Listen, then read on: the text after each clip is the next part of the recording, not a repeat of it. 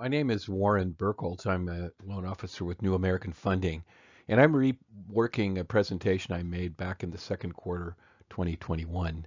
It's July 22nd today, the eve of the what's known as the dog days of summer, when the star Sirius rises for the first time in many parts of the world, and it kind of pretends the future, let's say.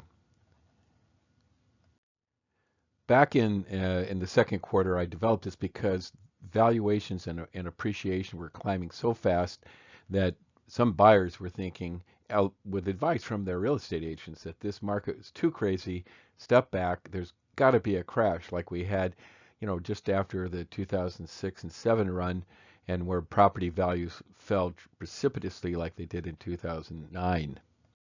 Most of the people that receive my monthly updates are used to seeing me forecast rates, and so I kind of broke the tradition and started talking about appreciation and what to watch for in the future.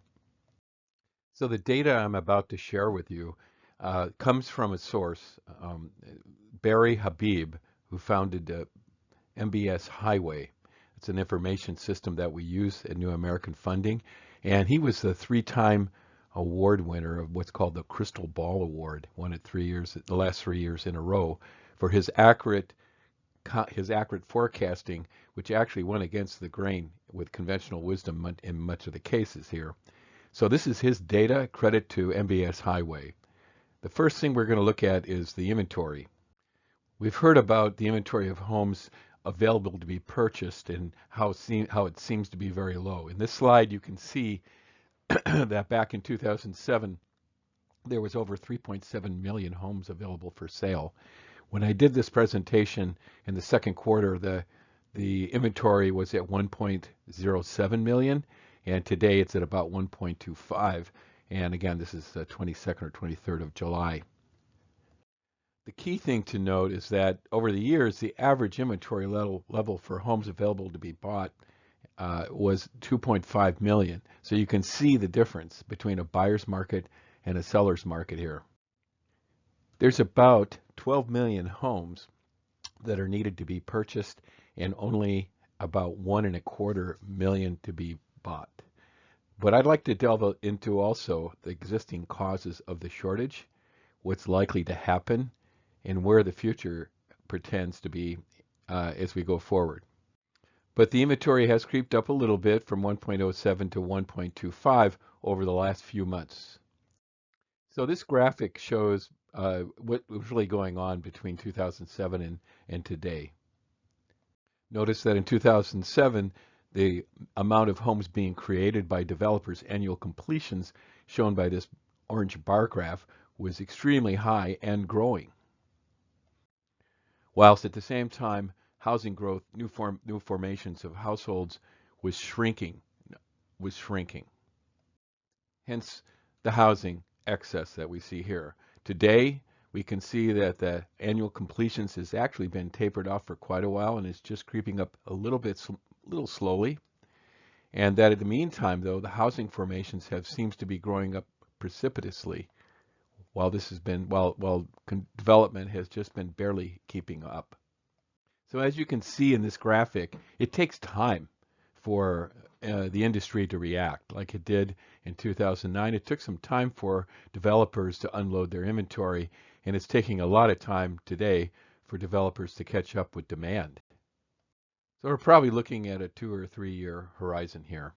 So underlying the graphic that we saw in the last slides is demographics.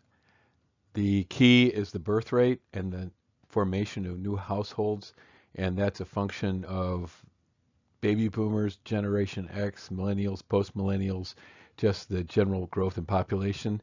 And these forecasts are not even including the effects of immigration as well. So we see that the trend is going to continue probably exponentially. So for those of you who have seen my presentation back in the second quarter, you can see that some of these figures have changed. We're not saying that the expected increase would be 10% or 8%. We're now thinking it's going to be closer to 12%, and that's based on 20 to 25% year-to-year appreciation here in Southern California, particularly LA County, I think, was 25%, San Diego County was 22%, Riverside County 22%, appreciation year to year. So we're going to see that continue. It may not be quite as dramatic, or it might be. It still seems to be going on in the second and third quarter of 2021. We are seeing a little bit of leveling off here. But the important point is that the prices are sticking. The values are sticking. We're having very few appraisals not meet value. And so the cost of that home you want, the house that's the home of your dream or the house of your dreams, is just rising. And we did see some rate increases up to now through this period, but they're coming back down again. So we're not sure where the rates are going to go. We're thinking probably eventually 2022. In 22, we might see them come back up to the mid threes and possibly low fours, although that's looking less and less likely over time.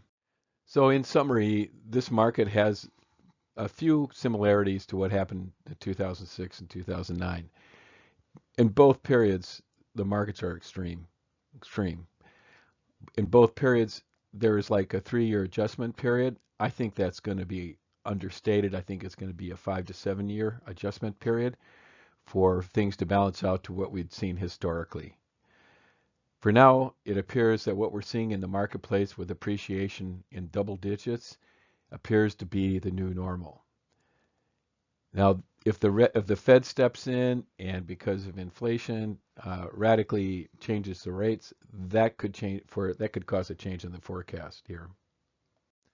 But in the meantime, we'll continue to monitor rates, and we'll continue to watch for what's going on with the foreclosure market, the forbearance market, the short sale, as the pandemic measures are receding. Generally speaking, the current thinking is that forbearance, the unwinding of forbearance and the impact on short sales and possibly foreclosures, it's going to be very minimal to the overall market, like drops of rain on the desert sand at high noon. They'll just be absorbed and have little effect. So I'll continue the weekly or monthly, I should say monthly, lately have been weekly updates on rates and such, and looking at what's going on with the potential short sale market, what the possible effects will be with new construction that's underway already, what effect that'll have, and so forth. Thanks for your time, thanks for your attention, and thanks to MBS Highway and Barry Habib, 3 years in a row, the Crystal Ball Award for his stellar forecast. Thank you.